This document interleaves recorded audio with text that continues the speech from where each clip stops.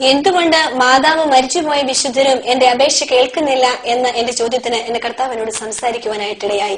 പ്രത്യേകിച്ച് ഞങ്ങളെ സംബന്ധിച്ച് ഞങ്ങള് മധ്യസ്ഥരോട് മധ്യസ്ഥം വഹിക്കുന്നതിൽ എടുത്തു വെച്ചിരിക്കുന്ന വചനം കാനായിലെ കല്യാണ വിരുന്നിന്റെ വചനമാണ്. കാരണം മാതാവ് അവിടെ മധ്യസ്ഥം വഹിച്ചില്ലേ, അതുകൊണ്ട് ഞങ്ങൾ ഇന്ന് മറ്റുള്ളവരുടെ മധ്യസ്ഥം വഹിക്കുന്നു എന്നുള്ള കാര്യം. പക്ഷേ ആ തിരുവചനം തന്നെ എടുത്തുകൊണ്ട് കർത്താവ് സംസാരിക്കുവാനായിട്ടിടയായി.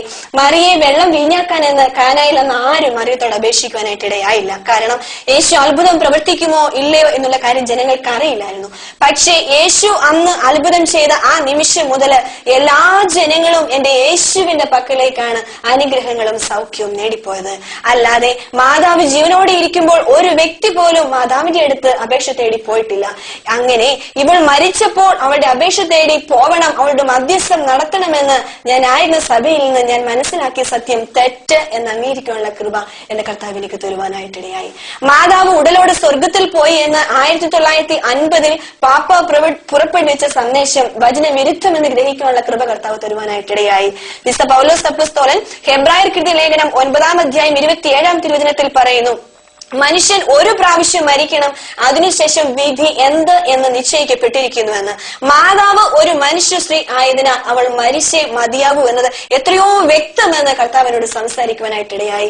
യോഹന്നാന്റെ സുവിശേഷം 3-ാം അധ്യായം 13-ാം വചനത്തിൽ പറയുന്നു, സ്വർഗത്തിൽ നിന്ന് ഇറങ്ങി വന്ന മനുഷ്യപുത്രനല്ലാതെ ഇതുവരെ ആരും സ്വർഗത്തിൽ കയറിയിട്ടില്ല എന്നത്.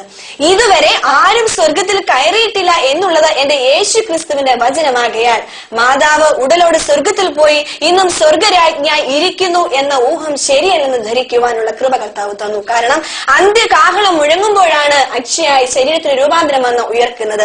മാതാവും അന്നും ഉയർക്കും എന്ന് പരിശുദ്ധാത്മാവിനെ പഠിപ്പിക്കുവാനായിട്ടിടയായി. മാതാവെന്നല്ല, മരിച്ചുപോയ ഓരോ വ്യക്തിയുടെയും സ്വസ്ഥതയ്ക്ക് ഇളക്കം തട്ടിക്കുവാൻ ഇന്നും ഭൂമിയിൽ നിന്ന് ഉയരുന്ന യാതൊരു പ്രാർത്ഥനയ്ക്കോ നൊവേനയ്ക്കോ കൊന്തയ്ക്കോ രൂപങ്ങൾക്കോ യാതൊന്നിനും സാധ്യമല്ല. മറിയമടക്കം നിദ്ര പ്രാപിച്ച സകല വിശുദ്ധർ ഇന്ന് സ്വസ്ഥതയിലാണ്. അവർക്ക് യാതൊന്നും ചെയ്ത് അധ്വാനിക്കാനായിട്ട് കഴിയില്ല എന്ന് കർത്താവ് പഠിപ്പിച്ചു. യേശയ്യാ പ്രവാചകന്റെ പുസ്തകം 8-ാം അധ്യായം 19 മുതൽ 22 വരെയുള്ള തിരുവചനങ്ങളിൽ പറയുന്നു, ജീവിച്ചിരിക്കുന്നവർ മരിച്ചവരുടെ സഹായം ആരായണമെന്ന് ഉപദേശിക്കുന്നവർ അന്ധകാരത്തിൽ ആണ്ടുപോകുമെന്ന്. ഞാൻ പലപ്പോഴും വചനങ്ങൾ വായിക്കുവാൻ ഇടയായിട്ടുണ്ടെങ്കിലും ഞാൻ കർത്താവിന്റെ അടുത്ത് ചോദിച്ചു, കർത്താവെ ഇത്ര വ്യക്തമായിട്ട് ഈ വചനം എഴുതി വെച്ചിട്ട് ഇത്രയും നാള് ഞാനിതൊക്കെ കാട്ടിക്കൂട്ടിയല്ലോ. പക്ഷെ കർത്താവ് പറഞ്ഞു, ഇത് ബുദ്ധിമാന്മാരിൽ നിന്നും വിവേകികളിൽ നിന്നും മറച്ചുവെച്ച് ശിശുക്കൾക്ക് വെളിപ്പെടുത്തി കൊടുത്തിരിക്കുന്നു. ഇതെല്ലാവർക്കും സാധ്യമല്ല.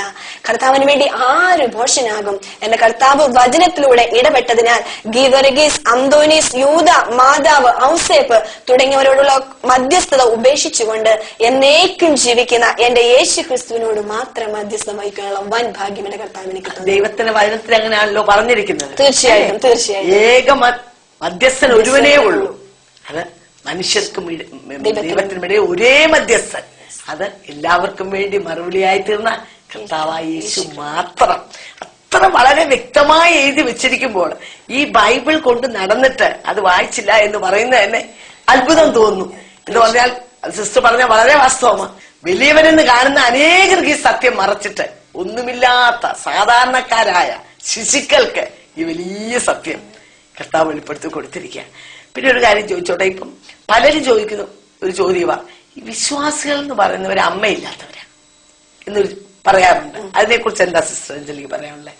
തീർച്ചയായിട്ടും ആദ്യകാലങ്ങളിലൊക്കെ പെന്തിക്കോസ്തുകാർ, പ്രത്യേകിച്ച് സിസ്റ്റേഴ്സിനെ കത്തോലിക്കരെ കാണുമ്പോൾ പറയും മാതാവ് എന്ന് പറയുന്നത് മൊട്ടത്തോടാണെന്ന് പറഞ്ഞ് അധിക്ഷേപിക്കുന്ന ഒരു കാലം ഉണ്ടായിരുന്നു. പക്ഷെ ഇന്ന് ബൈബിളിൽ അംഗീകരിക്കാവുന്ന അനുകരിക്കാവുന്ന സ്ത്രീകൾക്ക് അനുകരിക്കാവുന്ന ഏറ്റവും നല്ലൊരു വ്യക്തി മാതാവാണ്.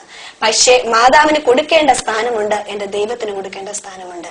ദൈവമാണ് സകല സ്തുതിക്കും സകല ആരാധനയ്ക്കും സകല പുകഴ്ചയ്ക്കും യോഗ്യൻ. അപ്പോൾ ആദരവ് കൊടുക്കണം, ആരാധന കൊടുക്കേണ്ട ആവശ്യമില്ല എന്ന് പറഞ്ഞാൽ ദൈവം ഒരുവൻ, ദൈവത്തിന് ഏകമധ്യസ്ഥൻ യേശു ക്രിസ്തു മാത്രം. അപ്പൊ ആരാധന ഒരിക്കലും മാതാവ് ആഗ്രഹിക്കുന്നുമില്ല, ചോദിക്കുന്നുമില്ല. തീർച്ചയായിട്ടും. അപ്പം നിശ്ചയമായും ഈ ഇങ്ങനെ പല ചിന്താഗതി ഉള്ളവരുണ്ട്. എന്താ ഈ വിശ്വാസികൾ എന്ന് പറയുന്നവര് അമ്മയെ ആരാധിക്കാൻ അമ്മയില്ലാത്തവരാണല്ലോ? എന്നോടും പലരും ചോദിച്ചിട്ടുണ്ട്. അങ്ങനെയുള്ള പ്രേക്ഷകരോട് ഇതിനുള്ള ബന്ധത്തിൽ എനിക്ക് പറയാനുള്ളത്, ഒരാളെ അനുകരിക്കുന്ന കാര്യം ഈ അനുകരിക്കുന്നവരല്ല പറയേണ്ടത്, അത് കണ്ടു നിൽക്കുന്നവരാ പറയേണ്ടത്. ഇപ്പം നിശ്ചയമായും അമ്മ ഉണ്ടോ ഇല്ലയോ എന്നുള്ള കാര്യം അവരുടെ പ്രവൃത്തിയിൽ നിന്നാണ് വെളിപ്പെട്ട് വരേണ്ടത്. മാതാവ് ചെയ്ത കാര്യങ്ങൾ ചെയ്യുവാൻ മുമ്പോട്ട് വരുന്നവരാണ് മാതാവിനെ അനുകരിക്കുന്നവരെ. മാതാവ് രക്ഷ പ്രാപിച്ച വ്യക്തിയായിരുന്നു എന്നു പറഞ്ഞാൽ, ഇതാ ഞാൻ നിന്റെ ദാസി, നിന്റെ ഇഷ്ടം പോലെ എനിക്ക് ഭവിക്കട്ടെ എന്ന് പറഞ്ഞുകൊണ്ട് യേശുവിന് വേണ്ടി തന്റെ ഉദരം തുറന്നു കൊടുത്തു. അത് മാത്രമല്ല, പെന്തിക്കോസ് പെരുന്നാൾ ദിവസം ശിഷ്യന്മാരോടൊപ്പം 120 പേരുടെ കൂട്ടത്തിൽ പ്രിയ മാതാവ് ഉണ്ടായിരുന്നു. അവരെല്ലാവരും കൂടെ ഒരുമിച്ച് നിന്ന് പ്രാർത്ഥിച്ചു, ആത്മാവിൽ നിറഞ്ഞു, അന്യഭാഷയിൽ സംസാരിച്ചു. അങ്ങനെ തന്റെ ജീവിതത്തിന്റെ മാതൃക പിൻപറ്റുന്നവരാണ് തന്നെ യഥാർത്ഥമായി അനുകരിക്കുന്നവര്. അപ്പൊ ഞാൻ അതിനെക്കുറിച്ച് ചിന്തിക്കുമ്പോൾ ആദ്യത്തെ പെന്തിക്കോസുകാരിയായിട്ട് ഞാൻ കാണുന്ന മാതാവിനെയാ. പെന്തിക്കോസ് പെരുന്നാളിന്റെ ദിവസം കാത്തിരുന്ന് പരിശുദ്ധാത്മാവിനെ പ്രാപിച്ച് പരിശുദ്ധാത്മാവിൽ അന്യഭാഷ സംസാരിച്ച ഒരു പ്രിയപ്പെട്ടവൾ. അപ്പൊ നിശ്ചയമായും നമുക്ക് പറയാനുള്ളത്, മാതാവിനെ നമ്മൾ തള്ളുകയല്ല, മാതാവിനെ നമ്മൾ അനുകരിക്കുക, അല്ലെ? തീർച്ചയായിട്ടും. അതുപോലെ തന്നെ ഞാൻ കർത്താവിനോട് കർത്താവെ രക്ഷ പ്രാപിക്കണം, ഇത് ഹിന്ദുക്കൾക്കും മുസ്ലിങ്ങൾക്കും പറഞ്ഞിരിക്കുന്ന കാര്യമല്ലേ, ഒരു സ്നാനം ഞാൻ ഏറ്റെടുത്തതല്ലേ, ഇനി ഏറ്റെടുക്കണമെന്ന് ചോദിച്ചു. കർത്താവ് പറഞ്ഞു, രക്ഷ പ്രാപിക്കുന്നവരെ അനുദിനം തന്നെ സഭയോട് ചേർത്തുകൊണ്ടിരുന്നുവെന്ന്.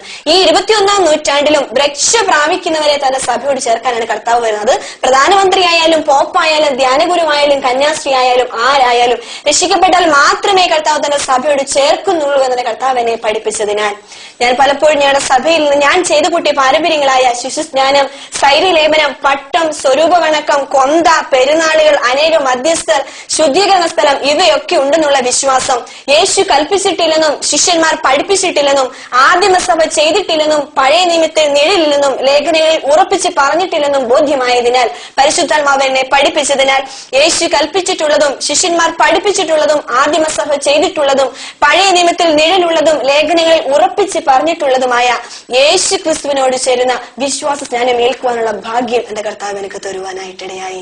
ഇന്ന് സത്യത്തിലും ആത്മാവിലും ആരാധിക്കുന്ന ദൈവമക്കളോട് ഒന്നു ചേർന്ന് എന്റെ സത്യദൈവത്തെ ആരാധിക്കുവാൻ, ആത്മാവിലും സത്യത്തിലും ആരാധിക്കുവാൻ 26 വർഷം 2 കണ്ണുണ്ടായിരുന്നിട്ടും അന്ധനായി ജീവിച്ചിരുന്ന എന്റെ ജീവിതത്തെ എന്റെ ദൈവാത്മാവ് ഇടപെടുവാൻ തയ്യാറായപ്പോൾ ഒരു പുതിയ വ്യക്തിയായി രക്ഷ പ്രാപിച്ച് വീണ്ടും ജനിച്ച് പുതിയ സൃഷ്ടിയായ നിമിഷം മുതൽ 26 വർഷം ഞാൻ പല തീർത്ഥാടനങ്ങൾ നടത്തിയിട്ടും പുണ്യപ്രവൃത്തികൾ ചെയ്തിട്ടും ലഭിക്കാത്ത ആത്മീയ സന്തോഷവും ആനന്ദവും ഈ 8 മാസം കൊണ്ട് എനിക്ക് അനുഭവിക്കുവാനായിട്ടിടയായി. എന്റെ സത്യദൈവം എനിക്ക് തരുവാനായിട്ടിടയായി.